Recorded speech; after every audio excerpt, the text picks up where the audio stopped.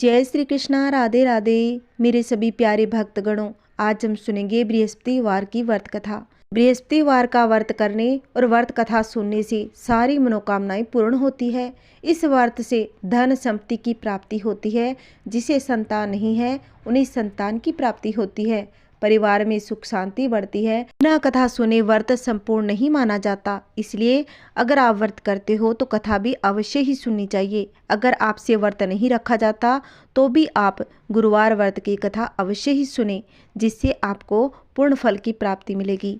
आइए भक्तजनों, अब हम कथा सुनते हैं। प्राचीन समय की बात है। भारत में एक राजा राज करता था।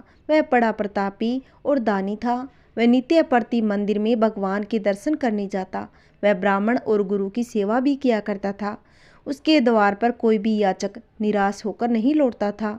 वह प्रत्येक गुरुवार को व्रत रखता एवं पूजन भी किया करता था। गरीबों की सहायता करता, परंतु ये सब बातें उसकी रानी को अच्छी नहीं लगती थी। वह न तो व्रत करती, न किसी को एक पैसा दान में देती थी, न कोई मंदिर जाती। वह राजा से भी ऐसा करने से हमेशा ही मना किया करती। एक समय की बात है। राजा शिकार खेलने वन को चले गए। घर पर रानी और दासी अकेली थी। उस समय गुरु बृहस्पति साधु का रूप धारण कर राजा के दरवाजे पर भिक्षा मांगने आए। साधु ने रानी से भिक्षा मांगी। तब वह कहने लगी, हे साधु महाराज, मैं इस दान और पुण्य से तंग आ गई हूँ। इस कार्य के लिए तो मेरे पति देव ही काफी है। अब आप ऐसी कृपा करें कि सारा धन नष्ट हो जाए तथा मैं आराम से रह सकूं। साधु रूपी बृहस्पति देव ने कहा, हे देवी, तुम तो बड़ी विचित्र हो। संतान और धन से कोई दुखी नहीं होता, इसको सभी चाहते हैं।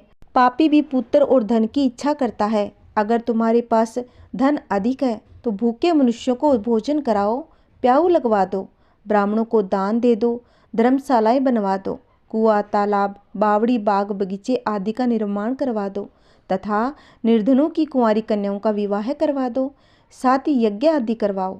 इस प्रकार के कर्मों से आपके कुल का और आपका नाम परलोक में सार्थक होगा एवं तुम्हें स्वर्ग की प्राप्ति होगी।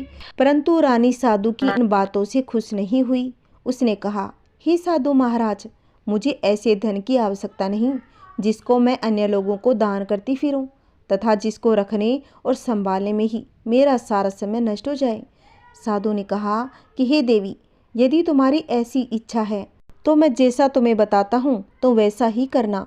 बृहस्पतिवार के दिन घर आंगन को गोबर से लीपना, अपने बालों को पीली मिट्टी से धोना, केसों को धोते समय स्नान करना, राजा से कहना वह हजामत बनवा ले, भोजन में मांस मदिरा खाना, कपड़े धोबी के यहाँ धुलने डालना। इस प्रकार 7 बृहस्पतिवार करने से तुम्हारा सारा धन नष्ट हो जाएगा। इतना कहकर साधु महाराज रूपी बृहस्पति देव वहां से अंतर्ध्यान हो गए। रानी ने साधु के कहने के अनुसार 7 बृहस्पतिवार तक वैसा ही करने का विचार कर लिया। साधु के बताए अनुसार कार्य करते हुए केवल 3 बृहस्पतिवार ही बीते थे कि उसकी समस्त धन संपत्ति नष्ट हो गई। भोजन के लिए दोनों समय परिवार तरसने लगा तथा संसारिक भोगों से दुखी रहने लगा। तब राजा रानी से कहने लगा कि हे रानी, तुम यहाँ पर रहो, मैं दूसरे देश को जाता हूँ, क्योंकि यहाँ पर मुझे सभी मनुष्य जानते हैं, इसलिए मैं यहाँ पर कोई काम नहीं कर सकता। मैं अब प्रदेश जा रहा हूँ, वहाँ कोई काम धंधा करूँगा, शायद हमारे भाग्य बदल जाए। ऐसा कहकर राजा प्रदेश चला गया। वह जंगल से लकड़ी काट कर लाता और शहर में बेचता। इस तरह अपना जीवन व्यतीत करने लगा। इधर राजा के बिना रानी और दासियाँ दुखी रहने लगी। किसी दिन भोजन मिलता और किसी दिन जल पीकर ही रह जाती। एक समय रानी और दासियाँ 7 दिन बिना भोजन के व्यतीत करने पड़े। तो रानी ने अपनी दासी से कहा, हे दासी, यहाँ पासी के नगर में मेरी बहन रहती है, वह बड़ी धनवान है। तू उसके पास जा और वहाँ से 5 सेर भेजर मांग कर ले आ, जिससे कुछ समय के लिए गुजारा हो जाएगा। दासी रानी की बहन के पास गई और रानी की बहन उस समय पूजा कर रही थी। उस दिन बृहस्पतिवार का दिन था। दासी ने रानी की बहन से कहा, हे रानी, मुझे आपकी बहन ने भेजा है, मुझे 5 सेर भेजर दे दो। दासी ने यह बात अनेक बार दोहराई, परंतु रानी की बहन ने कोई उत्तर नहीं दिया, क्योंकि उस समय बृहस्पतिवार की कथा सुन रही थी। जब दासी को रानी की बहन से कोई उत्तर न मिला तो वह दुखी हो गई। उसे क्रोध भी आया। वह लौटकर रानी से बोली, कि रानी, आपकी बहन तो बहुत ही घमंडी है, वह छोटे लोगों से बात नहीं करती। मैंने उसे अनेक बार कहा, लेकिन उसने कोई उत्तर नहीं दिया। मैं वापस चली आई। रानी बोली कि हे दासी, इसमें उसका कोई दोष नहीं है। जब बुरे दिन आते हैं तब कोई सहारा नहीं देता। अच्छे बुरे का पता विपत्ति आने पर ही लगता है। जो ईश्वर की इच्छा होगी वही होगा। यह सब हमारे भाग्य का दोष है। उधर रानी की बहन ने सोचा कि मेरी बहन की दासी आई थी, परंतु मैं उससे नहीं बोली। इससे वह दुखी होकर वापिस लौट गई। अतः कथा सुन विष्णु भगवान का पूजन समाप्त कर वह अपनी बहन के घर गई और कहने लगी, हे बहन, मैं बृहस्पतिवार का व्रत कर रही थी। तुम्हारी दासी हमारे घर गई थी, परंतु जब तक कथा होती है तब तक हम न उठते हैं न किसी से बोलते हैं, इसलिए मैं नहीं बोली। कहो बहन, दासी क्यों गई थी? रानी बोली, बहन, हमारे घर अनाज नहीं था। वैसे तुमसे कोई बात छिपी नहीं है, इस कारण मैंने दासी को तुम्हारे पास 5 सेर भेजर लाने के लिए भेजा था। रानी की बहन बोली, बहन देखो, बृहस्पति भगवान सबकी मनोकामना पूर्ण करते हैं। देखो, शायद तुम्हारे घर में भी अनाज रखा हो। यह सुनकर दासी घर के अंदर गई तो वहाँ उसे एक घड़ा बेजर का भरा हुआ मिला। उसे बड़ी हैरानी हुई, क्योंकि उसने एक एक बर्तन देख लिया था। उसने बाहर आकर रानी को बताया। दासी अपनी रानी से कहने लगी, देखो रानी, वैसे हमको जब अन्न नहीं मिलता तो हम रोज ही व्रत करते थे। अगर इनसे इस व्रत की विधि और कथा पूछ ली जाए तो उसे हम भी कर लिया करेंगे। दासी के कहने पर रानी ने अपनी बहन से बृहस्पतिवार व्रत के बारे में पूछा। उसकी बहन ने कहा, हे बहन, बृहस्पतिवार को सूर्योदय से पूर्व उठकर स्नान करके बृहस्पतिवार का व्रत रखना, लेकिन उस दिन सिर नहीं धोना चाहिए। बृहस्पतिवार के व्रत में चने की दाल, मुनक्कों से विष्णु भगवान का केले के वृक्ष की जड़ से पूजन करें तथा दीपक जलाएं। उस दिन एक ही समय भोजन करना चाहिए। भोजन पीले खाद्य पदार्थ का ही करें तथा कथा सुने। इस प्रकार करने से गुरु भगवान प्रसन्न होते हैं, अन्न पुत्र धन देते हैं। इस तरह व्रत और पूजन की विधि बताकर रानी अपनी बहन के घर चली गई। रानी और दासी दोनों ने निश्चय किया कि वे बृहस्पति देव भगवान का पूजन अवश्य ही करेंगी। 7 दिन बाद जब बृहस्पतिवार आया तो उन्होंने व्रत रखा। गुड़साल में जाकर चना और गुड़ बीन लाई तथा उसकी दाल से केले की जड़ में भगवान विष्णु का पूजन किया। अब भोजन कहाँ से आए? दोनों बड़ी दुखी हुई, परंतु उन्होंने व्रत किया था, इस कारण बृहस्पति देव भगवान प्रसन्न थे। वे एक साधारण व्यक्ति के रूप में 2 थालों में पीला भोजन लेकर आए और दासी को देकर बोले, हे दासी, यह भोजन तुम्हारे लिए और तुम्हारी रानी के लिए है, तुम दोनों करना। दासी भोजन पाकर बड़ी प्रसन्न हो गई। रानी से बोली कि रानी जी, भोजन कर लो। रानी को भोजन आने के बारे में कुछ भी पता नहीं था, इसलिए वह दासी से बोली, जा, मुझे नहीं करना भोजन, तू व्यर्थ में ही मुझे तंग मत कर, तू मेरी हंसी मत उड़ा, जा तू ही भोजन कर ले, तेरे लिए ही दे गया होगा। तब दासी बोली, एक व्यक्ति अभी भोजन दे गया है। रानी कहने लगी, वह भोजन तेरे लिए दे गया है, तू ही भोजन कर। दासी ने कहा, वह व्यक्ति हम दोनों के लिए 2 थालों में भोजन देकर गया था, इसलिए मैं और आप दोनों ही साथ साथ भोजन करेंगी। फिर दोनों ने गुरु भगवान को नमस्कार कर भोजन ग्रहण किया। उसके बाद वे प्रत्येक बृहस्पतिवार को व्रत गुरु भगवान का करने लगी और पूजन करने लगी। बृहस्पति भगवान की कृपा से उनके पास वापिस से धन हो गया, परंतु रानी फिर से पहले की तरह आलस्य करने लगी। तब दासी बोली कि देखो रानी, तुम पहले भी इस प्रकार आलस्य करती थी, तुम्हें धन रखने में कष्ट होता था, इस कारण सभी धन नष्ट हो गया। अब गुरु भगवान की कृपा से हमें धन मिला है तो तुम्हें फिर से आलस्य होने लगा। बड़ी मुसीबतों के बाद हमने यह धन पाया है, इसलिए हमें दान पुण्य करना चाहिए। तुम भूखे मनुष्यों को भोजन कराओ, प्याऊ लगवा दो, ब्राह्मणों को दान दो, कुआं तालाब बावड़ी आदि का निर्माण करवाओ, मंदिर पाठशाला बनवाकर दान दो, कुंवारी कन्याओं का विवाह करवा दो। धन को शुभ कार्य में खर्च करो, जिससे तुम्हारे कुल का यश बढ़े और स्वर्ग प्राप्त हो और पितृ भी प्रसन्न होंगे। दासी की बात मानकर रानी ने इसी प्रकार के कर्म करने प्रारंभ कर दिए, जिससे उनका काफ़ी यश फैलने लगा। एक दिन रानी और दासी आपस में विचार करने लगी कि न जाने राजा किस दशा में होंगे, उनकी कोई खोज खबर नहीं। गुरु भगवान से उन्होंने प्रार्थना की कि भगवान ने रात्रि में राजा को स्वप्न में कहा, हे राजा उठ, तेरी रानी तुझको याद करती है, अब अपने देश को लौट जा। राजा प्रातःकाल उठकर जंगल से लकड़ियां काट कर लाने के लिए जंगल की ओर चल पड़ा। जंगल से गुजरते हुए तब वह सोचने लगा, रानी की गलती से इतने दुख भोगे, राजपाट छोड़कर उसे जंगल में आकर रहना पड़ा। जंगल से लकड़ियां काटकर उन्हें बेचकर गुजारा करना पड़ा। उसी समय उस जंगल में बृहस्पति देव एक साधु का रूप धारण करके आए और राजा के पास आकर बोले, हे लकड़हारे, तुम इस सुनसान जंगल में किस चिंता में बैठे हो, मुझे बतला दो। यह सुन राजा के नेत्रों में जल भर आया और साधु की वंदना कर बोला, हे प्रभु, आप सब कुछ जानते हो, आप तो अंतर्यामी हो। इतना कहकर राजा ने साधु को अपनी संपूर्ण गाथा सुना दी। महात्मा तो स्वभाव से ही दयालु होते हैं। वे राजा से बोले, हे राजा, तुम्हारी पत्नी ने बृहस्पति देव के प्रति अपराध किया था, जिसके कारण तुम्हारी यह दशा हो गई। अब तुम किसी प्रकार की चिंता मत करो, भगवान तुम्हें पहले से अधिक धन देंगे। देखो, तुम्हारी पत्नी ने बृहस्पतिवार का व्रत करना प्रारंभ कर दिया। अब तुम भी बृहस्पतिवार का व्रत करके चने की दाल व गुड़ और जल को लोटे में डालकर केले के पत्ते से भगवान विष्णु का पूजन करो। फिर कथा कहो या सुनो, भगवान तुम्हारी सभी मनोकामनाएं पूर्ण कर देंगे।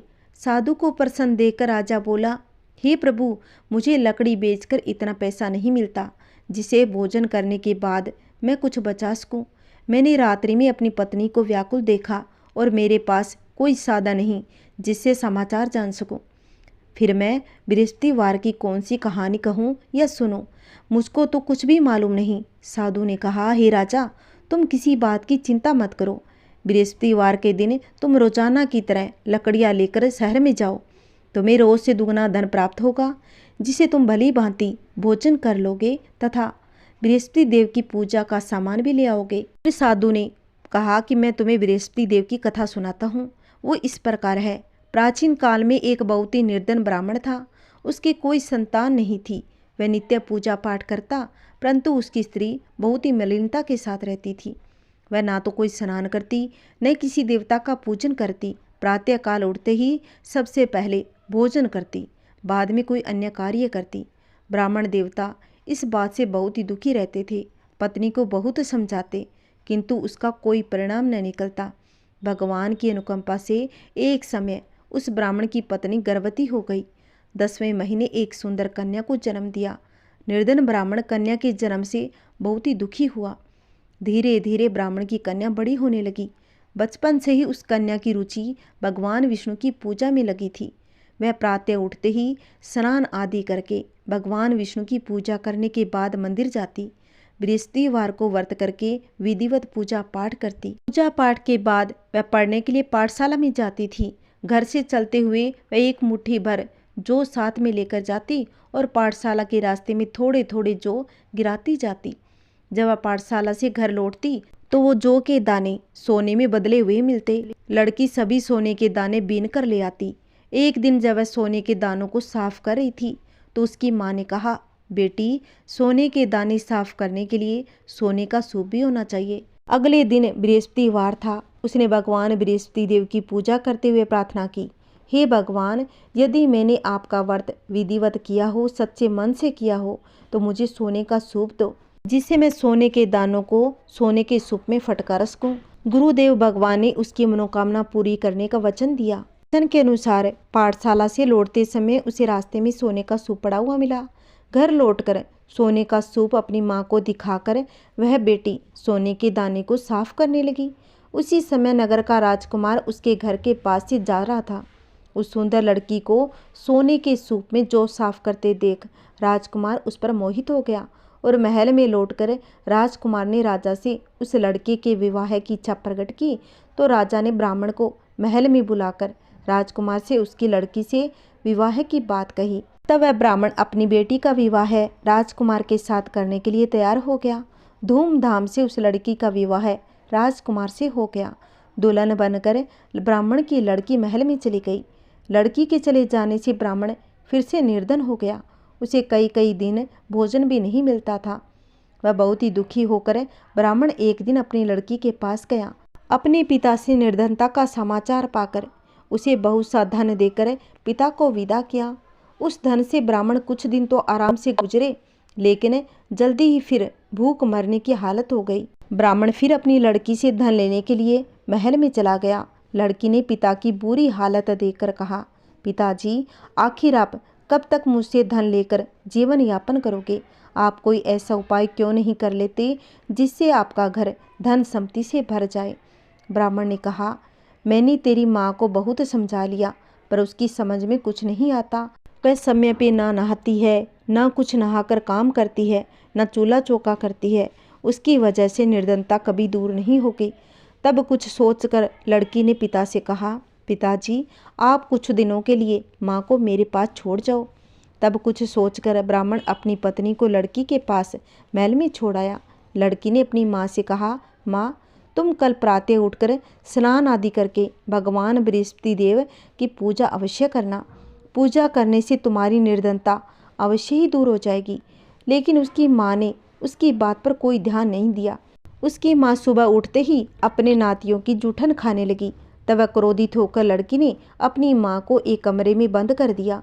सूर्योदय से समय माँ उठकर जबरदस्ती उससे स्नान कराया, फिर मंदिर ले जाकर भगवान बृहस्पति देव की पूजा करवाई। कुछ दिनों तक ऐसा करने से माँ की बुद्धि में परिवर्तन हो गया और वह स्वयं बृहस्पतिवार का व्रत रखने लगी। उसके व्रत रखने से ब्राह्मण के घर में भगवान विष्णु की अनुकंपा से धन की वर्षा होने लगी। दोनों पति पत्नी धन संपत्ति पाकर आनंदपूर्वक जीवन यापन करने लगे। फिर दोनों पति पत्नी विष्णु धाम को चले गए। लकड़हारा बने राजा ने उन साधु से भगवान बृहस्पति देव की कथा सुनकर बृहस्पतिवार का व्रत करके भगवान विष्णु की पूजा की। उस दिन से उसके सभी क्लेश दूर हो गए। लेकिन अगले गुरुवार को काम काज में अधिक व्यस्त रहने के कारण उसने भगवान बृहस्पति देव का व्रत नहीं किया, न कथा कही। भगवान बृहस्पति देव लकड़हारे से क्रोधित हो गए और उसे भूल की सजा दी। उस दिन नगर के राजा ने नगर में घोषणा करके सबको सूचित किया कि प्रत्येक नागरिक मेरे महल में भोजन करने आए। जो नहीं आएगा उसे अपराधी मानकर भारी दंड दिया जाएगा। लकड़हारा बने राजा ने उस नगर के राजा की घोषणा तो सुनी, लेकिन जंगल से लकड़ी काट कर लाने उन्हें बेचने में देर हो जाने के कारण वह समय पर महल में भोजन करने नहीं जा सका। अतः राजा के सैनिक लकड़हारे को पकड़कर महल में ले गए। राजा ने उसे महल के एक कक्ष में बिठाकर भोजन कराया। उस कक्ष में एक खूंटी पर रानी का सोने का हार लटका हुआ था। लकड़हारा अकेला उस कक्ष में भोजन कर रहा था। तभी उसने एक आश्चर्यजनक घटना घटती हुई देखी। देखते ही देखते वह खूंटी का हार निगल गया। थोड़ी देर बाद राजा ने हार को गायब देखा तो लकड़हारे को कारावास में डाल दिया। लकड़हारा मन ही मन अपने भाग्य को कोसने लगा। तभी उसे जंगल में मिले साधु का स्मरण हो गया। थोड़ी देर में भगवान बृहस्पति देव सन्यासी के रूप में उसके सामने प्रकट होकर कहा कि हे लकड़हारे, तुमने भगवान बृहस्पति देव की पूजा नहीं की, इसी कारण तुम्हें कष्ट मिला है। लेकिन अब तुम चिंता मत करो। बृहस्पतिवार के दिन कारागार के दरवाजे पर तुम्हें कुछ पैसे पड़े हुए मिलेंगे। उन पैसों से भगवान बृहस्पति देव का व्रत करके उनकी पूजा करोगे तो तुम्हारे सब दुख नष्ट हो जाएंगे। गुरुवार के दिन दरवाजे पर पड़े मिले पैसों से चने और गुड़ मंगवाकर लकड़हारे ने बृहस्पतिवार की कथा कही और भगवान बृहस्पति देव ने प्रसन्न होकर उस नगर के राजा को सौंपन में लकड़हारे को कारागार से मुक्त करने को कहा। सुबह राजा ने अपने कक्ष में आकर देखा तो खूंटी पर रानी का हार टंगा हुआ था। राजा ने लकड़हारे को मुक्त कर दिया, उसे धन और आभूषण देकर विदा कर दिया। लकड़हारा बना राजा उस नगर से चलकर अपने नगर में पहुंचा तो उस नगर में कुएं, धर्मशाला, बाग बगीचे देखकर बहुत ही प्रसन्न हुआ। राजा ने किसी से पूछा, ये कुएं, धर्मशालाएं किसने बनवाई है? सबने उसे बताया कि यह सब रानी और दासी ने बनवाई हैं। राजा महल में पहुंचा तो रानी ने उसका भव्य स्वागत किया। तब राजा ने निश्चय कर लिया कि सप्ताह में एक बार तो सभी बृहस्पति देव का व्रत कथा पूजन करते हैं, परंतु मैं प्रतिदिन व्रत किया करूंगा तथा दिन में 3 बार कथा करूंगा। अब राजा हर समय दुपट्टे में चने की दाल बांधे रखता तथा दिन में 3 बार बृहस्पति देव की कथा करता। कुछ दिनों के बाद राजा को अपनी बहन की याद आने लगी। एक दिन घोड़े पर सवार होकर राजा अपनी बहन से मिलने चल दिया। अभी राजा नगर के बाहर पहुंचा ही था, उसने कुछ लोगों को एक शव को ले जाते हुए देखा। राजा को याद आया कि आज तो उसने किसी को बृहस्पतिवार की व्रत कथा नहीं सुनाई।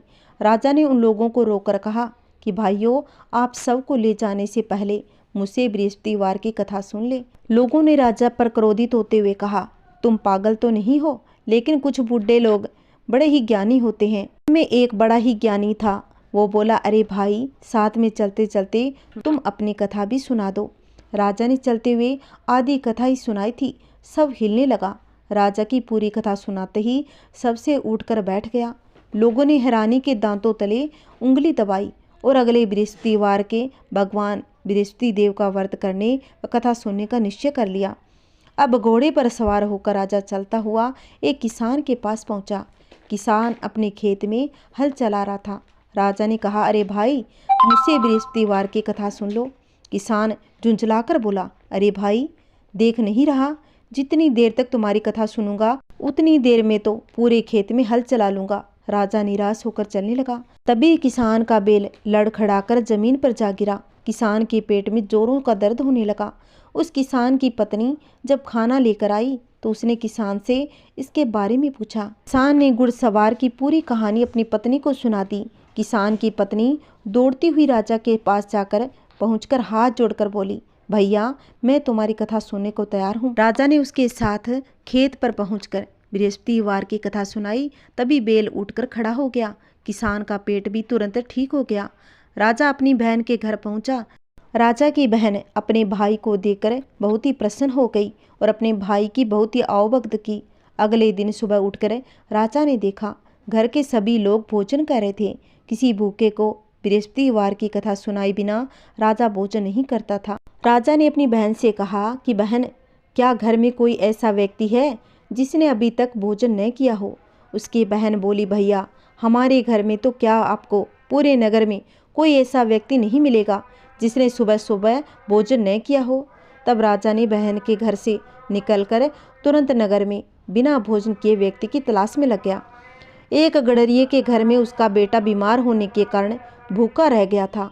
राजा ने उसको जाकर बृहस्पतिवार की कथा सुनाई तो कथा सुनते सुनते गडरिये का बीमार बेटा बिल्कुल ठीक हो गया। सबने राजा की बहुत ही प्रशंसा की।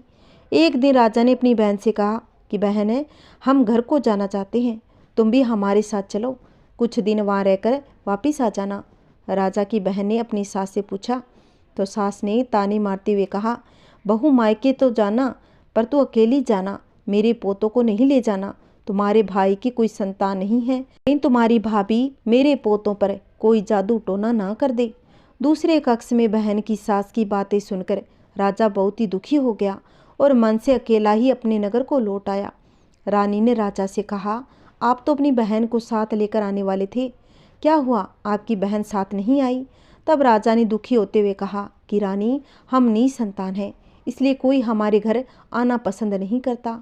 रानी ने राजा को समझाया कि हे प्राणनाथ, हमें बृहस्पति देव ने सब कुछ दिया है, अब भगवान बृहस्पति देव हमें संतान भी अवश्य देंगे। बृहस्पतिवार को विधिवत व्रत करते हुए राजा रानी ने भगवान बृहस्पति देव से संतान के लिए प्रार्थना की। कुछ दिनों के बाद उन्होंने सपन में दर्शन देते हुए कहा, हे राजन, तेरी मनोकामना अवश्य ही पूरी होगी। एक सप्ताह बाद ही रानी गर्भवती हो गई। 10वें महीने रानी ने एक सुंदर पुत्र को जन्म दिया। राजा रानी जीवन पर्यंत बृहस्पतिवार का व्रत करते रहे। उनके घर में धन की वर्षा होने लगी। इस तरह आनंदपूर्वक जीवन यापन करते हुए राजा रानी भगवान बृहस्पति देव की अनुकंपा से मोक्ष को प्राप्त करके सीधे बैकुंठ धाम को प्राप्त हो गए। बृहस्पतिवार को विधिवत व्रत करके जो स्त्री पुरुष भगवान विष्णु की पूजा करते हैं और भगवान उनकी सभी मनोकामनाएं पूरी अवश्य ही करते हैं। बोलिए विष्णु भगवान की जय। जैसे भगवान ने उस राजा और रानी को दिया, वैसे भगवान सबको दे। कहानी कहने वाले के, कहानी सुनाने वाले के और हुंकारा भरने वाले के सब परिवार पर अपनी कृपा बनाए रखे। एक दिन की बात है, भगवान विष्णु गरुड़ जी पर सवार होकर कैलाश पर्वत की ओर जा रहे थे। तभी रास्ते में गरुड़ जी ने देखा कि एक दरवाजे पर 2 बारातें आकर ठहरी हुई थी। गरुड़ जी को ये बात बिल्कुल भी समझ में नहीं आई। फिर क्या था? गरुड़ जी ने भगवान विष्णु से पूछा, हे प्रभु, ये कैसी मोह माया है? एक ही कन्या के विवाह के लिए 2 बारातें कैसे आ सकती है? मुझे कुछ समझ में नहीं आया। तब भगवान विष्णु ने कहा कि गरुड़, तुमने उचित कहा, दोनों बारात अलग अलग जगह से आई है, जिसमें एक बारात पिता की पसंद से है और दूसरी उसकी माँ की पसंद की। दोनों लड़कों में से एक लड़का उसकी माँ को पसंद नहीं है तो एक उसके पिता को। यह सुनकर गरुड़ जी बोले कि तो आखिर कन्या का विवाह किसके साथ होगा। तब भगवान विष्णु बोले कि कन्या का विवाह उसकी माँ की पसंद के लड़के से ही होगा। यह सुनकर गरुड़ जी मौन हो गए और भगवान विष्णु को कैलाश पर्वत पर पहुंचाकर पुनः उसी स्थान पर चले आए जहाँ पर एक कन्या का विवाह हो रहा था। गरुड़ जी ने वहाँ पहुंचकर अपने मन में से यह विचार किया कि अगर मैं माँ के पसंद वाले लड़के को यहाँ से हटा दूँ तो देखता हूँ ये विवाह कैसे संभव हो पाएगा। फिर क्या था, गरुड़ जी उस लड़के को यह लालच दिखाकर उसको तुरंत वहाँ से ले जाकर समुद्र के एक टापू पर जा पहुँचा दिया। लेकिन फिर अचानक से उनके मन में सवाल आया, इस लड़के को यहाँ पर लेके तो आ गया, लेकिन इसके लिए कुछ खाने पीने की व्यवस्था तो मैंने की नहीं, ऐसे तो ये भूखे ही मर जाएंगे। वहाँ पर सभी बाराती मस्त सभी व्यंजन खा रहे थे, ये तो उचित बात नहीं है, ऐसे तो इसका सारा पाप मुझे ही लगेगा। यह सब सोचकर उन्होंने सोचा कि इसके खाने पीने का इंतजाम करता हूँ, अगर विधि का विधान देखता हूँ मुझे थोड़ी मेहनत तो करना ही पड़ेगी। और इधर कन्या के घर पर वर के खो जाने की वजह से उसकी माँ निराश थी, लेकिन फिर भी वो अपने फैसले पर अड़ी हुई थी। अतः कन्या की माँ ने युक्ति लगाई, उसने अपनी कन्या को वर पक्ष के घर जाने वाली फल फूल व मिष्ठान के कटोरे में बिठा दिया, उसके ऊपर से कुछ और फल फूल रखकर सजा दिया। उसकी माँ ने ऐसा इसलिए किया कि वर पक्ष के लोग उस टोकरे को अपने घर ले जाएं और लड़के को खोजकर उन दोनों का विवाह संपन्न करा दे। और कन्या की माँ ने अपनी यह बात किसी तरह से अपने होने वाले संबंधी यानी लड़के के पिता से कह दी। अब ये संयोग की बात थी और भाग्य की भी। जिस टोकरी में उस कन्या को छुपाया गया था, गरुड़ जी उसी टोकरी को लेकर उसी समुद्र के टापू पर ले गए। क्योंकि ऊपर से तो उस टोकरी में खाने की सामग्री थी, तो गरुड़ जी यही सोचकर उसको लेकर आए। उस टोकरी को उस लड़के के सामने रखा। अब क्या था, भूख से व्याकुल हो लड़का जैसे ही खाने से भरी टोकरी देखी तो वह तुरंत उसको खाने लगा। लेकिन उसे ऊपर से कुछ सामग्री निकाली तो उसने देखा कि उसमें 16 श्रृंगार से सजी एक कन्या उसमें बैठी हुई थी, और वही लड़की थी जिसने उस लड़के की शादी होने वाली थी। जब गुरुड़ जी ने ये देखते ही और अचंभित होकर, और तभी उन्होंने कहा कि हरी इच्छा, बलवान यानी भगवान की जो मर्जी होगी वही होगा। फिर गरुड़ जी ने शुभ मुहूर्त देकर खुद ही पुरोहित का कार्य किया, उन दोनों की विधि विधान से विवाह संपन्न करा दिया। उन दोनों को आशीर्वाद देकर खुद ही उन दोनों को उनके घर पहुंचा दिया। इसके बाद गरुड़ जी वहां से वापस भगवान विष्णु के पास आए, उनको सारी घटना बताई और कहा कि प्रभु आपकी लीला तो धन्य है, आपने तो मेरे ही हाथों से उन दोनों का विवाह संपन्न कराया। हरि की इच्छा से परे कुछ भी नहीं। बोलो श्री हरि की जय हो। ये भक्तजनों अब मिलकर सुनेंगे बृहस्पति भगवान की आरती। ओम जय बृहस्पति देवा, ओम जय बृहस्पति देवा, छिने छिने भोग लगाऊं, छिने छिने भोग लगाऊं, कदली फल मेवा। ओम जय बृहस्पति देवा, तुम पूर्ण परमात्मा, तुम अंतर्यामी, प्रभु तुम अंतर्यामी, जगत पिता जगदीश्वर, जगत पिता जगदीश्वर, तुम सबके स्वामी। ओम जय बृहस्पति देवा, चरणा अमृत निज निर्मल, सब पातक हरता, सकल मनोरथ दायक, सकल मनोरथ दायक, कृपा करो भरता। ओम जय बृहस्पति देवा, तन मन धन अर्पण करे, जो जन शरण पड़े, प्रभु पर कटे तब हो करे, आकर द्वार खड़े। ओम जय बृहस्पति देवा, दीन दयाल दयानिधि, दीन दयाल दयानिधि, भगतन हितकारी, पाप दोष सब हरता, भव बंधन हारी। ओम जय बृहस्पति देवा, सकल मनोरथ दायक, सब संशय तारो, विषय विकार मिटाओ, संतन सुखकारी।